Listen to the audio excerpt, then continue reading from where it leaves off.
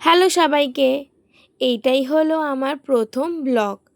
আমি পায়েল, আর আজ থেকে শুরু করছি আমার ইউটিউব জার্নি।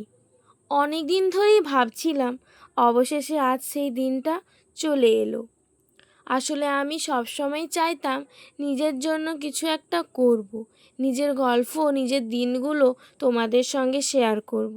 আর ইউটিউব মানেই তো একটা বন্ধুর মতো, তাই না?